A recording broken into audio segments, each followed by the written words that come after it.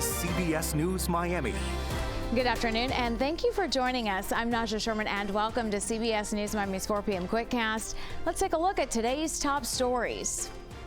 Always alerting, always tracking. This is Next Weather. And taking a live look outside, a cool day across South Florida, and the temperatures are going to drop even more. Next Weather meteorologist Shane Hinton joins us now. And Shane, we're talking about these temperatures taking a dive. Exactly how cool will it get? Oh, let me tell you, some people are going to feel like they're in the 40s. Actually, some people could actually drop to the 40s tomorrow morning. I think we're going to be playing in the lower 50s ballpark for many of us as we wake up on your Wednesday. Right now, it is a beautiful day, but it's definitely on the cooler side. Lower 70s from Miami to Homestead and even down in the Keys. Upper 60s in Key West and in Fort Lauderdale, though. Now, as we take a wider look here, we do have a reinforcement of cooler air as a cold front is just to the north of us. This is going to continue to work its way toward the south and then bring in and reinforce some cooler and drier air overnight and into tomorrow morning. Still seeing that northerly breeze. That's what's bringing in that drier air, about 8-mile-per-hour winds in Miami. So nothing crazy, especially compared to yesterday, but look at what it has done to our dew points. All the moisture in the air, much lower. The lower it goes, the drier the air. That also means we have to be mindful of any activities which could spark fires. Notice that as we head throughout the evening, it's just going to get cooler and breezier, so you'll certainly want to bundle up if you're maybe going to any art exhibits or even partaking in any dining plans outdoors. We will stay dry and clear though, so no rain concerns for you. No rain concerns continue really for the rest of the work week, as we will be waking up to our coldest morning since January 30th. Yes, it's been a while since we've seen temperatures this low in South Florida. Go ahead and grab that jacket as you head out the door. You will certainly need it tomorrow morning. As we head into the afternoon though, we'll actually notice a milder afternoon than what we saw today. The reason for this is our wind shift is going to help elevate our temperatures just a smidge, and then they're actually going to continue to grow a bit even milder as we head toward the end of the work week and then into your weekend, with our rain concerns still being very much on the lower end, if anything at all. As we take a look at your hourly forecast for this evening, this is why you'll want to bundle up. Lower 60s by 7 o'clock, and those temperatures really do take a tumble as we head into the late nighttime hours. We'll be in the upper 50s as early as 10 o'clock, and then we continue to drop even further and further from there. Just look how low they go. It's like playing limbo over here. 50 degrees in Fort Lauderdale tomorrow morning, 53 in Miami. I do think upper 40s will be possible on thermometers a little bit further inland. Wind chill, whenever you factor in the slightly breezy conditions, is going to make it feel like it's in the upper 40s to lower 50s for everyone. If you're sitting in the Keys, you're going to be in the lower 60s to maybe upper 50s. Tomorrow afternoon, mid 70s, so a couple of degrees warmer than what we saw today. Overall, I think it will be a beautiful day for you if you have any outdoor plans.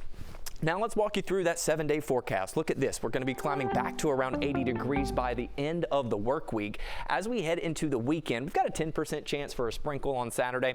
Most, if not all of us, are going to stay dry. Sunday's looking great for that Dolphins game. And as we head into the beginning of next week, well, our warming trend does continue. I do see us more consistently in the lower 80s. For our mornings, they are not going to be as chilly. Tomorrow is the last bitter bite that you have to deal with for the 7-day forecast. We'll be trending milder throughout the next 7 days. Honoring fallen deputies, 3 deputies with the Palm Beach County Sheriff's Office remember today. Deputy Ignacio Diaz, Corporal Luis Paez, and Deputy Butch Waller had a combined 74 years of service. CBS News Miami's Ted Scouten reports from West Palm Beach. Remembering 3 fallen deputies in Palm Beach County who were killed in the line of duty.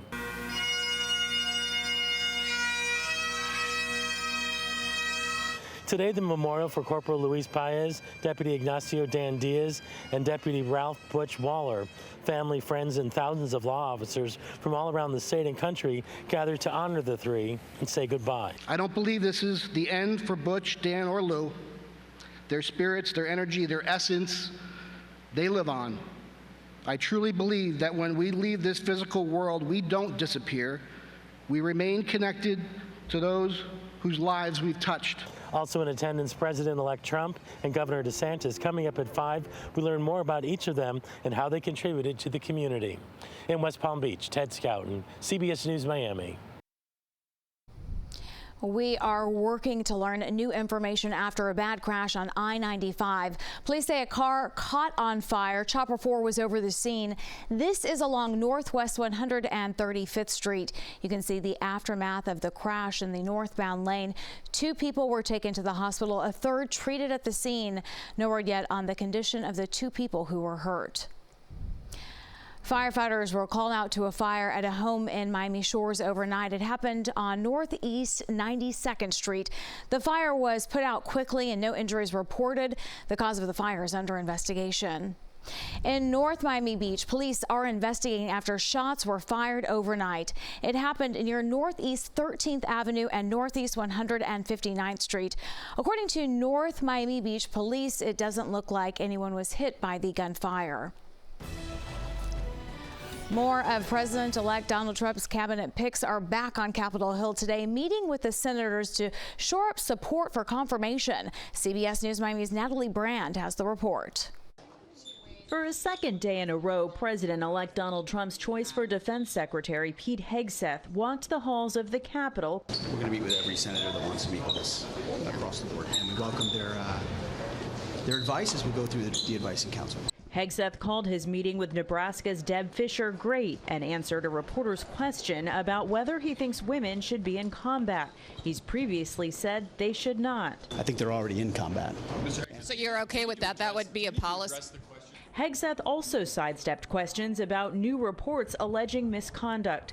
CBS News confirmed that in 2016, Hegseth was forced to step down as head of the nonprofit Concerned Veterans for America after staffers filed complaints accusing him of financial mismanagement, sexual misconduct, and repeated intoxication.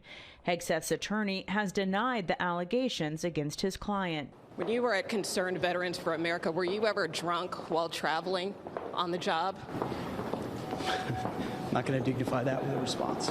Some Republicans expressed concern. I think, some of these articles are very disturbing. He, obviously has a chance to defend himself here, but, some of this stuff is going to be difficult. CBS News has learned President-elect Trump called into today's Senate GOP retreat with a 53-seat majority. Trump can afford to lose 3 Republicans and still get his cabinet picks confirmed. Florida's Pam Bondi was also back on the Hill Tuesday, meeting with Missouri Senator Josh Hawley as she looks to be the next Attorney General. She wouldn't have taken this job if she didn't think that she could do it and do it well, and I've got a lot of confidence in her. Hawley said he told Bondi it's, quote, a significant priority to root out corruption in the Department of Justice and FBI. Natalie Brand, CBS News, Capitol Hill. When we come back, millions of people still digging out after a massive snowstorm hits parts of the country. We take you to some of the hardest hit areas after the break. Welcome back to CBS News Miami's 4 p.m. Quickcast. A new warning from officials with the World Food Program. It's about the humanitarian crisis in Gaza as Israel's war with Hamas rages on. The WFP says the level of desperation is rising as hunger in the Palestinian territory grows. The aid group says the amount of food Israel has allowed into Gaza has plunged over the past 2 months. And that's compounded by a United Nations decision Sunday to stop aid deliveries from the main crossing. It's because armed gangs are looting trucks. We have reached a new level when it comes to the breakdown of civil and public order, and we are being looted across the southern strip. In the north, of course, the problem is the ongoing military operation, which is hampering our access. Israel says it is working to boost the flow of aid to Palestinians, but levels are still nearly the lowest of the entire 14-month war. Millions of people are digging out from a massive snowstorm. It left up to 4 feet of snow in parts of the Great Lakes region. Whiteout conditions led to multiple wrecks, including a 17-car pileup in Michigan. CBS News Miami's Rob Marciano reports. Parts of western New York are dealing with another round of heavy snow. Chautauqua County getting walloped with more than 55 inches in the last 4 days. And in the rural town of Casadega, the weight of all that snow has taken a toll. First responders and neighbors were on the scene of a roof collapse at this farm. The barn caving in on over 100 cattle huddled inside, killing 4 and injuring several more. How difficult is that for you as a farmer to have this sort of loss? Oh, it's awful. It's tragic. Colleen Aldrich and her husband Doug have owned their farm for nearly 20 years. What's going through your head and heart? Mostly, how do we get through the rest of the winter? At the other barn, their daughter Sarah, home visiting for Thanksgiving, jumps up on the ladder. With one barn roof collapse, it's a mad scramble to get all this snow with all this weight off this second barn before it goes to. It's really sad. I mean, for my parents, that this is their livelihood, like what they've lost.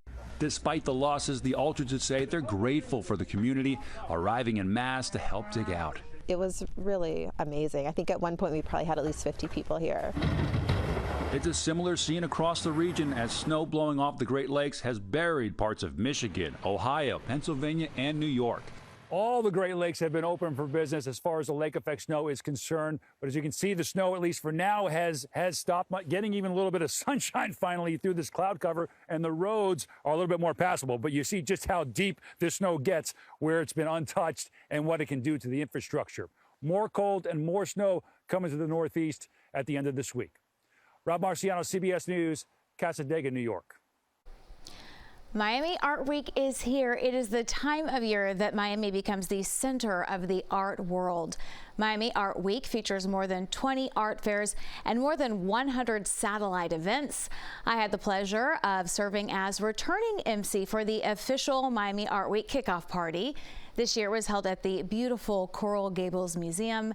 Each year, hundreds of galleries and thousands of artists vie to be part of this event.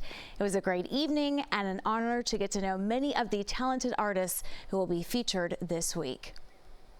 And finally, we are getting into the holiday spirit in a big way with community lights, and we want you to show us how you're doing it. Go to cbsmiami.com and you'll see where to submit your pictures of your home decorations, and you might see them on air or featured on our gallery on our website.